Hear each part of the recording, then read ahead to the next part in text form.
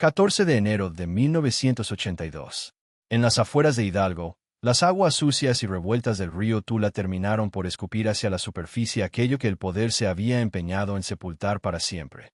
Entre el lodo espeso y los carrizos que crecían en la orilla aparecieron 12 cuerpos. No se trataba de soldados muertos en alguna guerra librada en tierras extranjeras. Tampoco eran sicarios sin nombre que hubieran caído en una de las tantas riñas entre traficantes.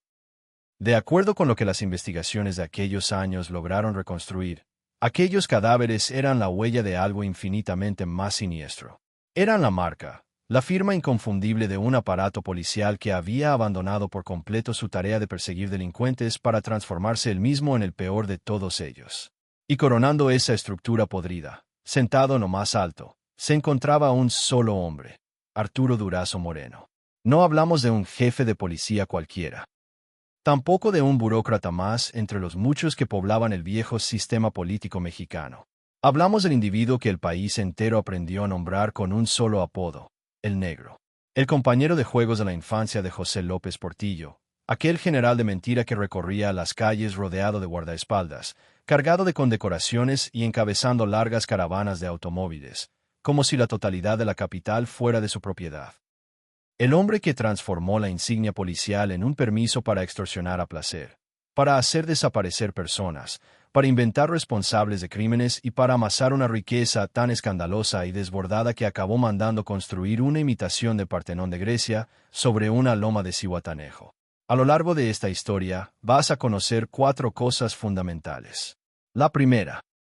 ¿De qué manera un chico nacido en medio de la miseria de Cumpas, Sonora, supo aprovechar su vieja amistad con quien llegaría a ser presidente para edificar un auténtico imperio sostenido por el terror en la urbe más poblada de todo México? La segunda. ¿Cómo operaba aquel engranaje de corrupción que estrujaba el dinero de policías, de comerciantes, de choferes y de cualquier ciudadano de a pie, hasta el punto de transformar la simple mordida en toda una industria dedicada al miedo? La tercera. ¿Cómo logró erigir una residencia cuyo valor se contaba en cientos de millones de pesos, empleando, según numerosos testimonios, a sus propios agentes como si fueran trabajadores forzados, como si el Estado completo no fuera otra cosa que su rancho personal? Y la cuarta, ¿qué sucedió el día en que se desplomó el régimen que durante tanto tiempo lo había amparado? ¿Cómo dio inicio su huida, quien terminó traicionándolo, y por qué razón su apellido acabó transformándose en un sinónimo de deshonra, de quiebra y de sangre derramada? Esto no es únicamente el relato de un oficial corrupto. Es el relato de cómo un solo hombre se apoderó de una ciudad entera, la exprimió hasta dejarla en los huesos, e intentó transformar el miedo que sembraba en bloques de mármol. Pero para comprender hasta qué punto llegó a extender su sombra, primero resulta necesario regresar al origen, a aquel punto donde germinó la obsesión que terminaría por tragárselo todo.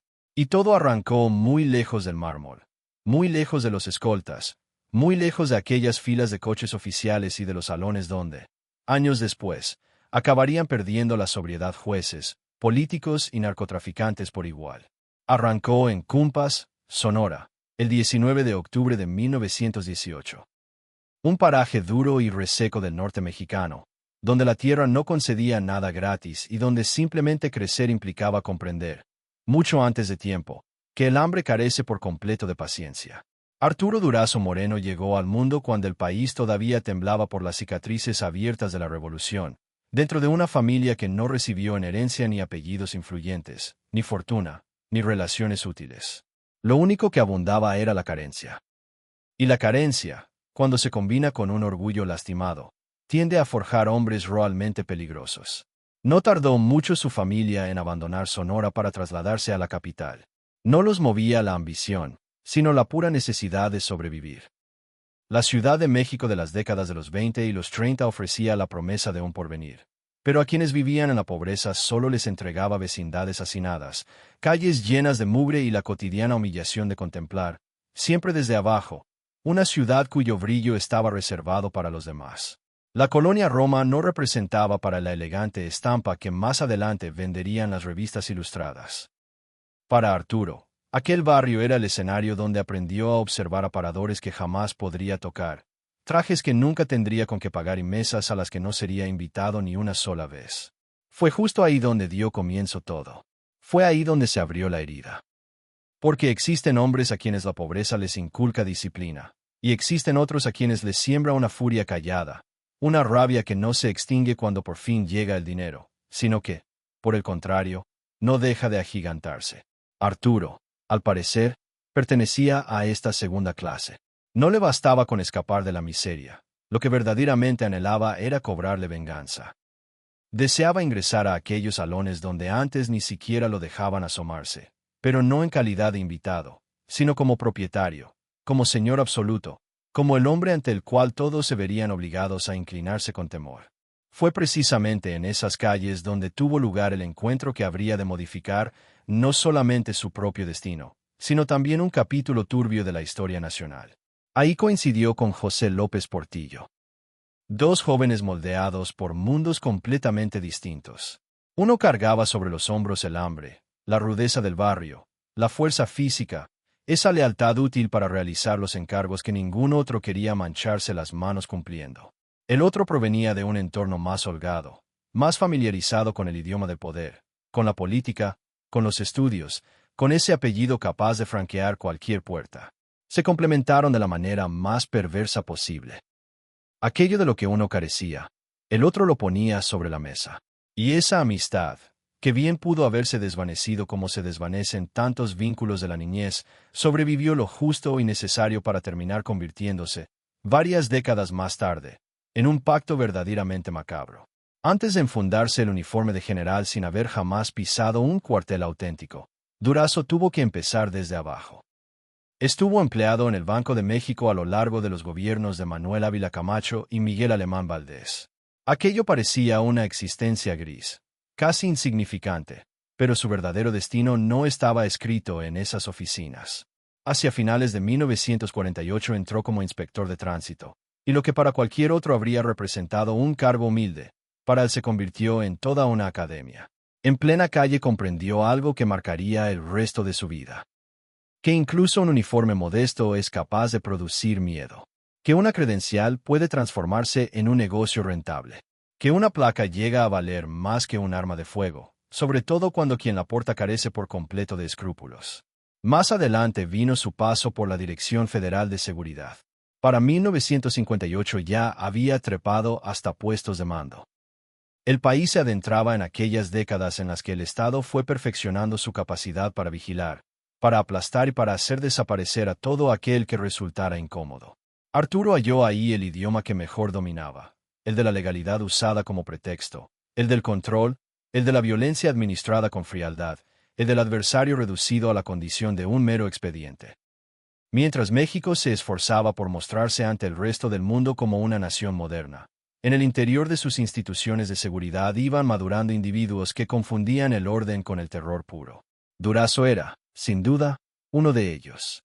Y a pesar de todo, ni la proximidad con el poder, ni los cargos que iba acumulando, ni el dinero que empezaba a percibir lograban colmarlo. Porque el problema, en su caso, jamás fue meramente económico. Era algo mucho más hondo, mucho más turbio. Arturo Durazo no aspiraba simplemente a vivir con comodidades. Lo que quería era demostrar que tenía la capacidad de poner a la élite entera arrodillada a sus pies. Anhelaba que todos aquellos que en algún momento lo habían mirado con desprecio acabaran saludándolo con sumisión. Buscaba transformar su resentimiento en un imperio. Cuando José López Portillo alcanzó la presidencia en 1976, aquel viejo anhelo dejó de pertenecer al terreno de la fantasía para empezar a adquirir la forma del Estado mismo. Y cuando el poder absoluto finalmente se desplegó frente a sus ojos, Arturo Durazo no consideró ni por un instante la idea de servir a la ciudad. Lo que pensó fue en adueñarse de ella. Fue entonces cuando aquella herida íntima dejó de ser personal para transformarse en veneno puro. El verdadero crimen no comenzó con los cuerpos flotando sobre las aguas del río Tula. No comenzó con el Partenón, ni con los guardaespaldas, ni con los fajos de billetes, ni con los trajes confeccionados a la medida exacta de un hombre que se sentía un emperador. Comenzó mucho antes. Comenzó en 1976, en el momento preciso en que José López Portillo asumió la presidencia y Arturo Durazo comprendió que ya no tenía la menor obligación de respetar los límites del sistema, porque por primera vez en su vida no se encontraba cerca del poder. Él era el poder. Ese fue el instante exacto en que la policía dejó de ser, al menos en los hechos, una institución al servicio del Estado, y comenzó a asemejarse cada vez más a una empresa dedicada al crimen, solo que provista de placas oficiales. Bajo el cobijo político que emanaba de Los Pinos, Durazo consolidó la Dirección General de Policía y Tránsito del Distrito Federal, y dentro de ella levantó una estructura que, de acuerdo con incontables testimonios e investigaciones realizadas posteriormente, operaba siguiendo exactamente la misma lógica de una pirámide mafiosa. El nombre oficial sonaba casi inocente, pero detrás de esas formalidades había una ciudad completa siendo ordeñada igual que se ordeña al ganado. Detente a imaginarlo por un instante. Un patrullero salía a las calles no con la intención de proteger a nadie, sino cargando sobre sus hombros una cuota que debía cubrir. Un agente de tránsito frenaba a un automovilista, no porque éste hubiera infringido alguna norma, sino porque le urgía juntar cierta cantidad de dinero antes de que su jornada concluyera. Un comandante de sector recibía sobres, fajos de billetes, mordidas, y de ahí una porción ascendía al peldaño inmediato, y otra al siguiente, y otra todavía más arriba, hasta alcanzar al hombre que aparecía sonriente en las fotografías oficiales, posando como si fuera el celoso guardián del orden público. La corrupción había dejado de ser un defecto individual, se había convertido en todo un método de gobierno. Y aquí radica lo más relevante. No se trataba únicamente de dinero. Se trataba de disciplina impuesta a través del terror. El policía que no entregaba lo que se le exigía podía quedarse sin su patrulla, sin su zona asignada, sin su empleo, o enfrentar algo todavía peor. Porque en el universo que Durazo había creado, la lealtad no se recompensaba con honor. Se adquiría a base de miedo. Y el miedo, cuando se administra día tras día sin descanso, genera obediencia con mucha mayor rapidez que cualquier ley escrita. Pero Arturo quería más, siempre más. El dinero que extraía de las calles, las extorsiones y las cuotas cobradas a diario no alcanzaban para mantener la dimensión descomunal de su delirio. Así que la maquinaria dio un paso adicional hacia las tinieblas. Según numerosas versiones que se fueron recopilando con el correr de los años, ciertos sectores de la policía que estaban bajo su mando acabaron enredados en redes de contrabando, de protección a delincuentes y de tráfico de estupefacientes.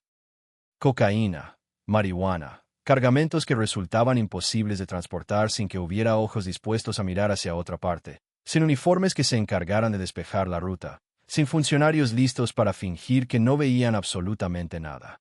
Lo verdaderamente siniestro no era únicamente que el crimen lograra infiltrarse en el Estado. Lo verdaderamente siniestro era que el Estado comenzara a comportarse igual que el crimen. Y ni siquiera con todo eso bastaba, porque un imperio de semejantes proporciones necesita justificar de algún modo su propia existencia. Necesita aparentar que es eficaz, necesita figurar en los diarios con grandes operativos, con detenidos, con encabezados llamativos. Fue así como surgió uno de los engranajes más retorcidos de todo aquel sistema, la fabricación deliberada de culpables. Ocurría un robo de gran escándalo. El asalto a un banco, a una joyería, algún caso capaz de encender la indignación de la gente. En lugar de dedicarse a investigar, muchos agentes simplemente se lanzaban a la calle a cazar pobres. Hombres sin apellido que los respaldara, sin medios para defenderse, sin recursos para pagar abogados. Los levantaban, los encerraban, los molían a golpes durante horas, en ocasiones durante días enteros, hasta que terminaban firmando una confesión que ya estaba redactada antes incluso de que cruzaran la puerta de aquel cuarto. Después llegaba la función teatral. Los exhibían ante los reporteros como si fueran monstruos atrapados gracias a la pericia de una policía brillante. Las cámaras disparaban sus flashes, los periódicos imprimían los nombres, y la ciudad por fin respiraba con tranquilidad. Caso cerrado. Pero los auténticos responsables, según relataron tiempo después quienes conocieron aquella podredumbre desde adentro, continuaban en libertad. A veces porque colaboraban con la propia red, a veces porque esa misma red se había encargado de protegerlos desde el primer momento. Eso fue lo que Arturo Durazo construyó. No un cuerpo de seguridad, ni una estrategia para combatir la delincuencia. Lo que levantó fue una fábrica dedicada a producir miedo, una ciudad donde millones de habitantes comprendieron que la placa podía resultar más peligrosa que cualquier ladrón, que el uniforme era capaz de irrumpir en tu vida, sacarte a rastras de tu propia casa y convertirte en culpable únicamente porque alguien, allá en las alturas, necesitaba un resultado que mostrarle a la prensa y otro paquete de billetes para engrosar la caja. La mentira se mantuvo funcionando durante años porque estaba bien aceitada, con oro repartido entre algunos periodistas, con favores concedidos a determinados políticos, con amenazas dirigidas a quienes se atrevían a dudar, con silencio comprado a casi todos los demás. Y mientras la ciudad seguía pagando, peso a peso y golpe a golpe, Arturo Durazo empezó a hacer algo aún más obsceno. Empezó a transformar todo aquel terror en piedra, en columnas, en mármol, en un palacio tan demencial que parecía una auténtica burla, porque el dinero robado siempre termina buscando la manera de volverse monumento. Y ahora llega la parte que casi nunca aparece en los libros de historia, porque los tiranos no se limitan a destruir ciudades. También destrozan hogares, también deforman a los niños, también convierten la mesa familiar en una prolongación del mismo miedo que reina afuera, en la calle. Y eso fue precisamente lo que sucedió en el caso de Arturo Durazo. Vista desde afuera, la imagen lucía impecable. Una esposa de aire elegante, hijos rodeados de toda clase de lujos, viajes, guardaespaldas, regalos, fiestas, residencias imposibles. Todo aquello que, en el México de los años 70, hacía creer a los que observaban desde la distancia que aquella familia había alcanzado el cielo con las manos. Pero las familias no se evalúan por el resplandor de sus candelabros, sino por lo que ocurre una vez que la puerta se cierra. Y tras las puertas de caoba de los Durazo, no existía la paz. Lo que había era exceso, había un vacío profundo. Había una educación sentimental edificada a base de billetes, de armas y de silencio. Arturo contrajo matrimonio con Silvia Garza Sáenz, una mujer reconocida en ciertos círculos por su pasión desbordada hacia la ropa, las compras, las apariencias y el lujo llevado hasta su último extremo. Juntos engendraron 4 hijos: Francisco Arturo, a quien apodaban Yoyo, Arturo, Jesús y Silvia. 4 criaturas que crecieron encerradas dentro de una burbuja de privilegio escandaloso, pero a las que les faltó algo mucho más elemental: un padre. No un padre de verdad, no uno capaz de abrazar, de escuchar, de transmitir ternura. Lo que tuvieron fue otra cosa. Tuvieron a un hombre que confundía el amor con la posesión y la presencia con la exhibición. Porque Arturo Durazo no educaba a sus hijos, los programaba. No formaba personas, manufacturaba prolongaciones de sí mismo. Y aquí emerge uno de los detalles más inquietantes de toda esta historia. Roberto Palazuelos, quien siendo niño llegó a convivir con el entorno de aquella familia, recordaría años más tarde escenas que parecen extraídas de una película perturbadora. En las reuniones privadas, en los días de asueto, en las propiedades donde cualquier otro padre habría llevado bicicletas, balones o juegos de mesa, Durazo congregaba a los niños y les colocaba armas entre las manos. Armas auténticas, no juguetes, no réplicas. Subametralladoras, pistolas, metal verdadero, peso verdadero, muerte verdadera. Imagínalo apenas un segundo. Un niño que todavía no termina de comprender del todo lo que significa la palabra consecuencia, escuchando a su propio padre explicarle cómo se carga un arma, cómo se apunta, cómo se aprieta el gatillo. Como si la violencia fuera el idioma natural de la casa, como si quitar una vida fuera una habilidad más entre tantas, como si el poder consistiera únicamente en lograr que los demás bajaran la vista. Y luego, como remate, llegaba el dinero, billetes de 50, billetes de 100 repartidos a manera de premio, como una caricia retorcida, como un método para enseñarles una lección que terminaría persiguiéndolos por el resto de sus vidas. Todo se compra, todo se doblega, todo tiene su precio. Eso deja una huella, sin excepción siempre la deja.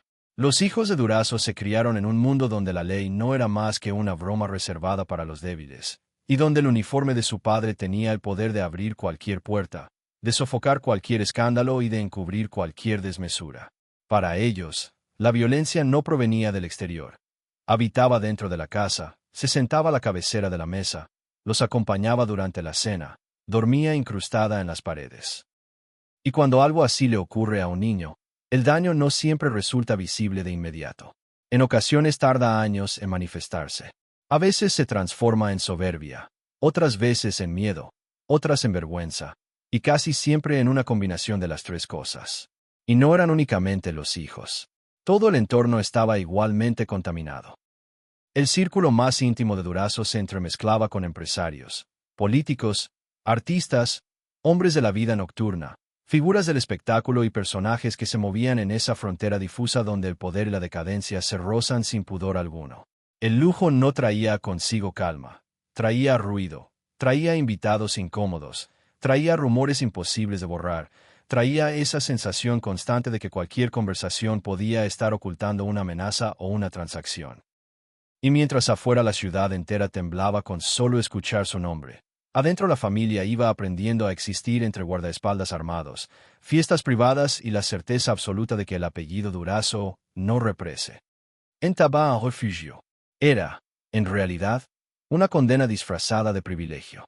Sí, poseían mansiones. Sí, tenían acceso a todo. Sí, llevaban una vida que a muchísimas personas les habría resultado envidiable. Pero, junto con todo eso, heredaban algo bastante más oscuro, la mirada del país completo posada sobre ellos, el rencor acumulado de las víctimas, el eco persistente de los sótanos, el peso de una fortuna que no despedía aroma a éxito, sino a miedo. Y eso es lo más demoledor de toda la historia. Arturo Durazo se convenció de que podía compensarlo absolutamente todo con dinero. La ausencia, mediante regalos; la brutalidad, mediante abundancia; la deformación moral, mediante espectáculo. Pero el dinero jamás logró enseñarles a sus hijos lo que significaba sentirse a salvo. Lo único que les enseñó fue a vivir encerrados dentro del apellido de un hombre que se dedicaba a edificar su imperio como si éste fuera a durar para siempre, sin percatarse de que, al mismo tiempo, estaba levantando la ruina emocional de su propia sangre. El dinero robado casi siempre quiere terminar convertido en paisaje. Quiere dejar de ser mordida, amenaza, golpe, y transformarse en algo capaz de deslumbrar. Una casa, una torre, un jardín, una estatua, cualquier cosa que haga creer al mundo que detrás de tanta riqueza hubo grandeza y no crimen. Eso fue exactamente lo que Arturo Durazo pretendió hacer cuando tomó la decisión de mandar construir su Partenón.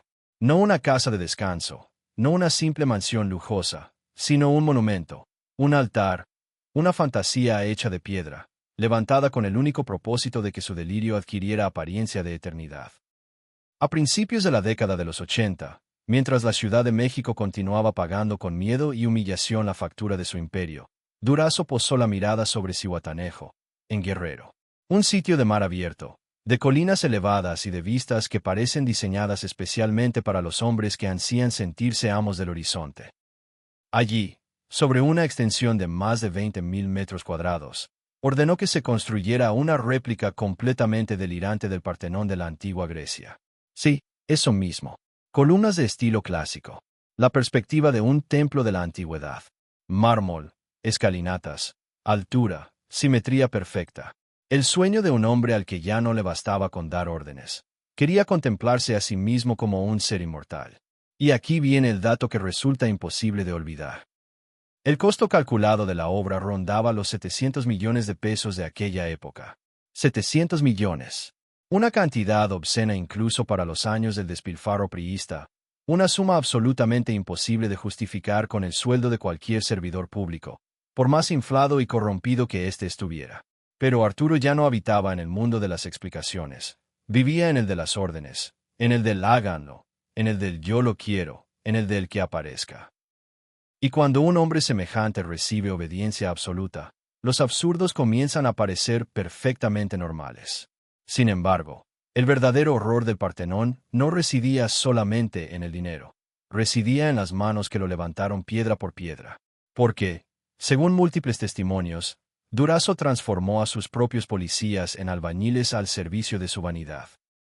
Hombres con uniforme, con placa y con arma fueron enviados a mezclar cemento, a cargar piedra, a arrastrar varillas, a levantar columnas bajo el sol abrasador de Guerrero.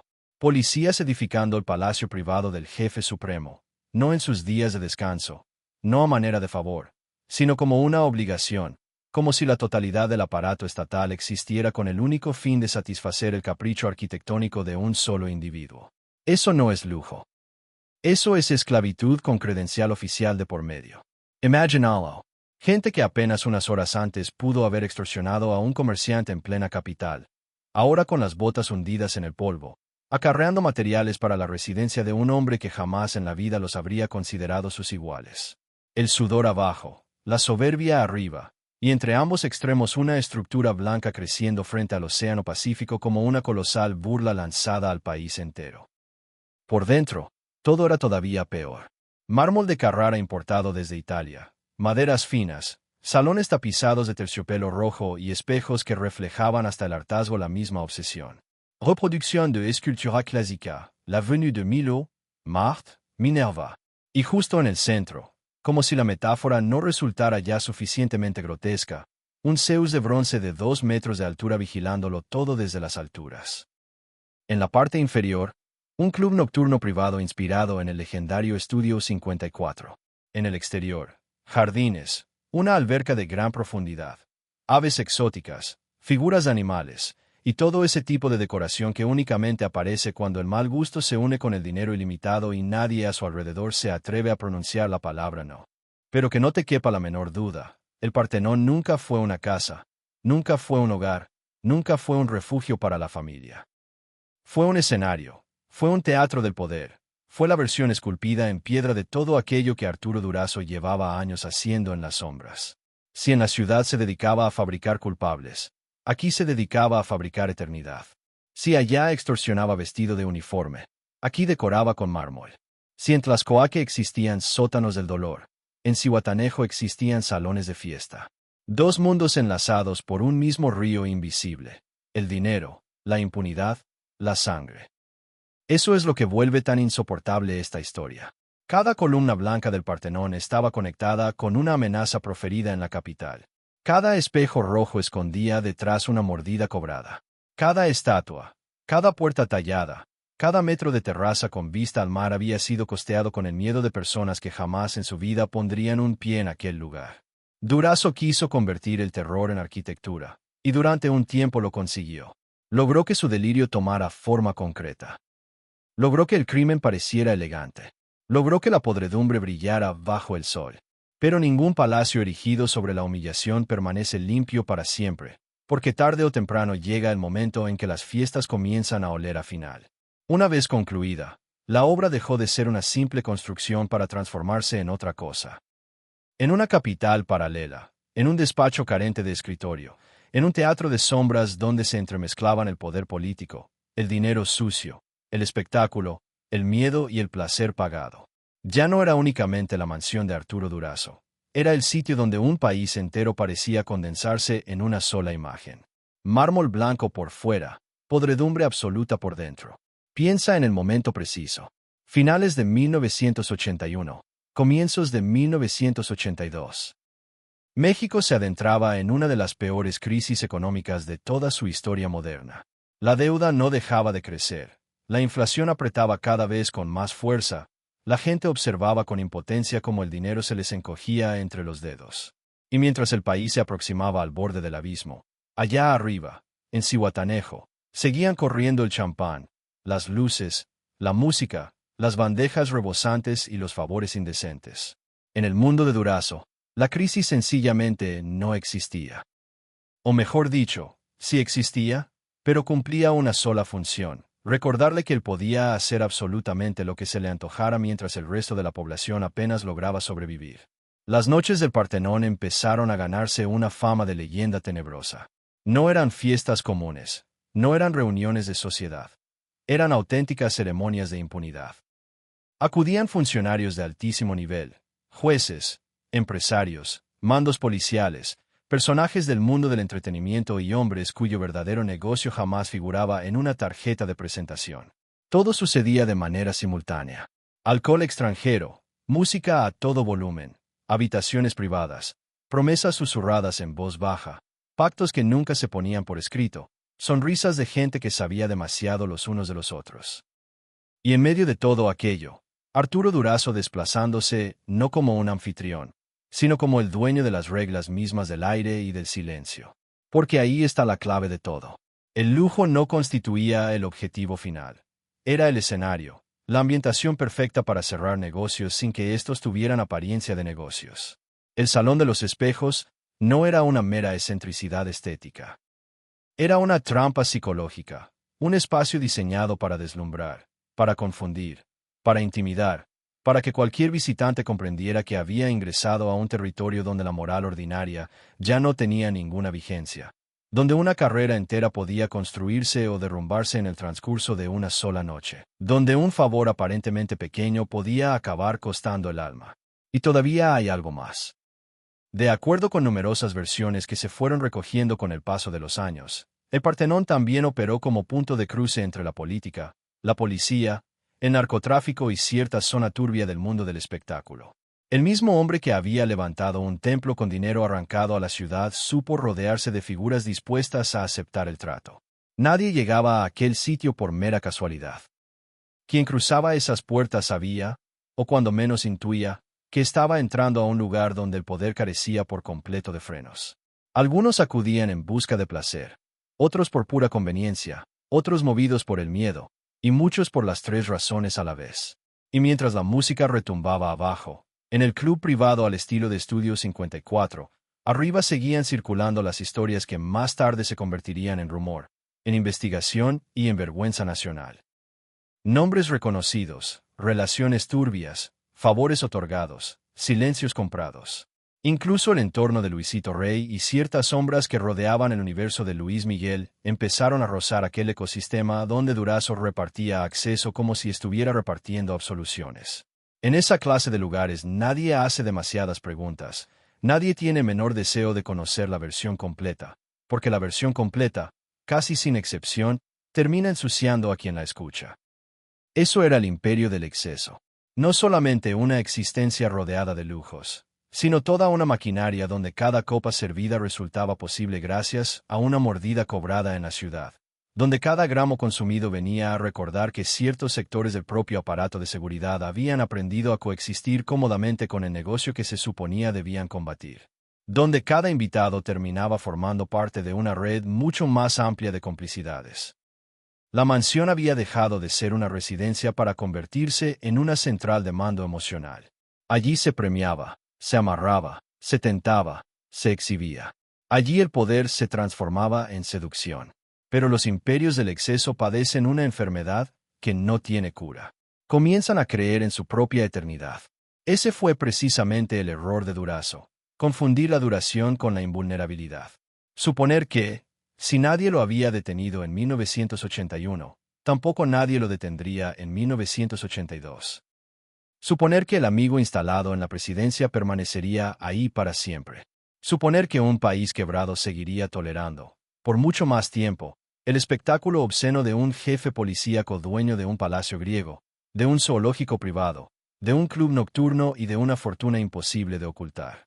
Y entonces llegó el estruendo que ninguna orquesta de Partenón sería capaz de silenciar.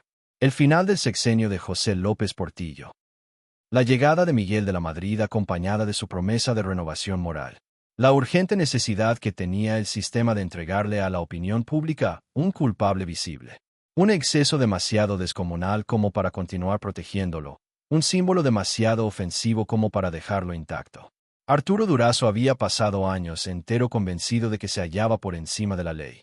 Lo que nunca llegó a comprender fue que, en realidad, dependía de algo bastante más frágil. El humor del régimen. Y cuando ese humor cambió de dirección, el mármol dejó de parecer eterno. Empezó a parecer, simple y llanamente, evidencia. Todo imperio levantado sobre los cimientos del miedo arrastra a un problema fundamental. Necesita que ese miedo perdure más que el propio hombre que lo administra. Y eso casi nunca sucede, porque los dictadores privados, los reyes sin corona, los caciques que se creen con derecho a mandar por encima de la ley, no acostumbran caer cuando se vuelven buenos, caen cuando dejan de resultar útiles. Arturo Durazo tardó demasiado tiempo en asimilar esta verdad. Creyó que su amistad con José López Portillo constituía una muralla infranqueable. Creyó que los años de obediencia comprada lo mantenían blindado. Creyó que su nombre ya se hallaba por encima del calendario político. Y entonces llegó 1982. José López Portillo abandonó la presidencia y, junto con él, comenzó a evaporarse el aire que mantenía suspendido todo aquel edificio de impunidad. México ingresaba a una nueva etapa. La crisis económica había desnudado por completo al régimen. La deuda, la inflación, la rabia social, el agotamiento moral, todo estaba estallando al mismo tiempo. Miguel de la Madrid arribó con una promesa que sonaba limpia en un país empapado de lodo hasta el cuello: renovación moral. 2 palabras, nada más que 2. Pero para hombres del calibre de Durazo, esas 2 palabras significaban peligro. Porque cuando un sistema necesita aparentar que está purificándose, lo primero que hace siempre es salir en busca del pecador más visible de todos. Y Arturo era demasiado visible, demasiado obsceno, demasiado grande para pasar desapercibido. Su Partenón de Zihuatanejo, sus propiedades, sus excesos, los rumores que ya recorrían el país de punta a punta, los enemigos que había ido acumulando a lo largo de tantos años. Todo eso lo transformó en el candidato perfecto para ser sacrificado en el altar de la nueva era. Lo que hasta entonces había resultado intocable comenzó a convertirse en prueba. Lo que antes era admiración forzada empezó a transformarse en repulsión a escala nacional. Durazo hizo entonces lo que suelen hacer tantos cobardes cuando descubren de golpe que la protección que disfrutaban era únicamente prestada. Hugh escapó de México y fue a buscar refugio en Brasil, como si el simple hecho de cambiar de país pudiera borrar la memoria de una ciudad completa, como si la distancia tuviera el poder de disolver los sótanos, los cuerpos, los expedientes, las cuotas, las mansiones y los nombres de todos aquellos que habían padecido bajo su mando. Pero la fuga no consiguió otra cosa que destruir el último fragmento de mito que aún le quedaba. El supuesto hombre fuerte, el general de mentira, el dueño absoluto de la capital, había terminado escondiéndose como un fugitivo cualquiera. Y entonces ocurrió algo todavía peor para él. En 1983 salió a la luz un libro que funcionó como una confesión carente de absolución. Lo negro del negro Durazo, escrito por José González González, uno de los hombres que había permanecido cerca de su círculo más íntimo. No se trataba de un panfleto cualquiera, era una herida abierta de par en par, un mapa detallado del horror, un relato narrado desde las entrañas mismas sobre redes de extorsión, de robo, de tortura, de complicidades y de crímenes que por fin empezaban a adquirir una forma pública y reconocible. México lo leyó con una mezcla de morbo y de espanto, porque en el fondo el país ya lo sabía todo. Lo único que faltaba era verlo finalmente puesto por escrito. La caída formal terminó por llegar en 1984. El FBI lo capturó en San Juan, Puerto Rico. Qué imagen tan brutal para un hombre que durante años se había empeñado en parecer un emperador. No cayó en el fragor de una batalla, no fue derrocado dentro de su palacio, no terminó como un guerrero en el campo del honor. Terminó exactamente como terminan tantos hombres que abusaron en exceso de poder. Arrestado, exhibido ante todos, extraditado, conducido de regreso a México, no en calidad de general, no como jefe, no como leyenda viviente, sino simplemente como un acusado más. La sentencia que recibió fue de 16 años, aunque al final apenas cumpliría 8 de ellos antes de salir en libertad en 1992, alegando problemas de salud. Y ahí radica una de las mayores obscenidades de toda esta historia. La dimensión del castigo jamás llegó siquiera a aproximarse a la magnitud del daño causado. Para las víctimas no existió ninguna reparación que guardara proporción con lo sufrido. Para la ciudad no hubo justicia suficiente. Para el país no hubo una verdadera catarsis, solamente un mensaje gélido. Incluso cuando caen, hay hombres que continúan cayendo sobre almohadas mullidas. Sus últimos años fueron una triste caricatura de todo el poder que alguna vez había acumulado. Enfermo de cáncer de colon, envejecido, aislado del mundo, viviendo en Acapulco convertido en una sombra de lo que llegó a ser. Y el 5 de agosto del año 2000 falleció, a los 81 años de edad. Así fue como terminó todo. No entre columnas griegas, no rodeado de escoltas, no acompañado del país que tanto aterrorizó. Murió igual que mueren todos, sin la menor posibilidad de dar una orden más, de exigir un minuto adicional. Pero su muerte no limpió absolutamente nada. No devolvió a los desaparecidos, no borró los gritos que resonaron en Tlaxcoaque, no sanó las heridas de sus propios hijos, no restituyó la dignidad arrebatada a todos aquellos que fueron aplastados bajo su mando. Lo único que dejó tras de sí fue una verdad incómoda. Hasta los tiranos terminan irremediablemente solos, y cuando el poder finalmente los abandona, lo único que permanece es el eco de todo cuanto hicieron mientras se creían eternos e invencibles. Hoy en día, si subes hasta lo alto de aquella colina de Zihuatanejo, donde alguna vez Arturo Durazo pretendió asemejarse a un dios, ya no te vas a encontrar con un palacio triunfante. Lo que hallarás es un cadáver arquitectónico, un esqueleto de concreto expuesto al viento salado del Pacífico, muros heridos, columnas vacías, ecos. Durante décadas enteras, el Partenón dejó de ser una residencia, dejó de ser un centro de mando, dejó de ser una guarida de excesos, y se transformó en algo distinto. En ruina, en herida pública, en la prueba más palpable y visible de que hasta la soberbia más monstruosa termina pudriéndose bajo el sol. A lo largo de 35 años, aquel lugar permaneció ahí como un fantasma congelado en el tiempo. Entraron los murciélagos, entraron los ladrones, entró el polvo, entraron los grafitis, entró el abandono más absoluto. Lo que en algún momento fue símbolo de dominio acabó pareciéndose a un mausoleo sin ceremonia. Y aún así, ni siquiera convertido en ruinas dejó de ser objeto de disputa, porque los imperios caen, pero sus apellidos se aferran con uñas y dientes. La familia de Durazo, encabezada durante años por Francisco Arturo Durazo Garza, emprendió una larga batalla legal con la intención de recuperar aquella propiedad, como si un edificio levantado sobre la humillación pudiera de pronto transformarse en una herencia legítima, como si el mármol tuviera el poder de borrar la memoria, como si una escritura de propiedad valiera más que la sangre derramada. Pero existen momentos en los que la historia por fin decide enderezar un poco la espalda. Agosto de 2019. La Suprema Corte terminó por dejar un punto perfectamente claro. El Partenón no regresaría jamás a manos del clan. La propiedad quedó bajo el control del Estado de Guerrero, y en ese gesto hubo algo mucho más grande que una simple resolución de carácter jurídico. Hubo un intento de saneamiento moral, de arrancarle a la corrupción uno de sus trofeos más obscenos, de decir, aunque fuera demasiado tarde, que no todo monumento erigido por el abuso merece seguir prestando servicio al abuso. Fue entonces cuando dio inicio otra etapa, una etapa extraña, casi imposible de imaginar en los años previos, la idea de rescatar aquel lugar para convertirlo en un espacio cultural. Donde antes hubo pactos oscuros, abrir salas, donde antes hubo lujuria comprada y complicidad, abrir actividades públicas. Donde antes reinó el secreto más absoluto, dejar entrar a la comunidad. La transformación no borra el pecado original, no lo absuelve, pero en ocasiones sí puede arrebatarle a la podredumbre una parte de su botín y obligarla a ponerse al servicio de la memoria. Y aún así, no conviene dejarse engañar. Ningún centro cultural devolverá jamás a los muertos que emergieron del río Tula.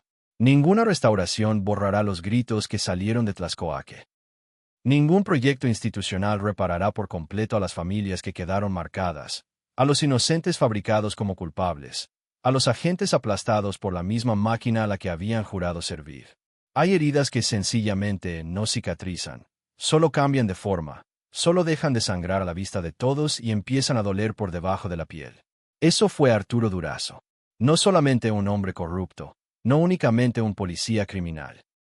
Fue una lección monstruosa acerca de lo que sucede cuando el poder deja de tener cualquier límite, cuando el uniforme se transforma en negocio, cuando la cercanía con la presidencia se interpreta como un permiso para destruir. Más de 700 millones de pesos robados, 12 cuerpos emergiendo de las aguas, todo un sistema de mordidas, de sótanos, de favores y de miedo. Una familia condenada a cargar para siempre con un apellido envenenado, un país obligado a contemplarse en el espejo más sucio de toda su historia. Tal vez eso sea lo único que se parezca remotamente a la redención que esta historia es capaz de permitir. No para él, jamás para él, sino para todos los que vienen después. Recordar que ningún palacio construido sobre el terror permanece limpio, que ninguna medalla comprada logra sobrevivir al juicio del tiempo, que ninguna columna griega es capaz de sostener para siempre el peso de una ciudad humillada.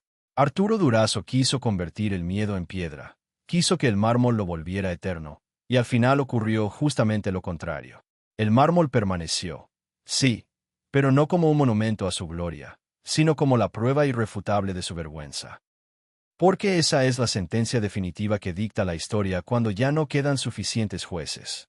No importa cuánto llegue a robar un hombre, no importa a cuántas voces consiga silenciar, no importa cuántas puertas logre abrir a fuerza de amenazas, si levanta su reino sobre la sangre, tarde o temprano ese reino termina hablando por sí solo a través de su propia ruina.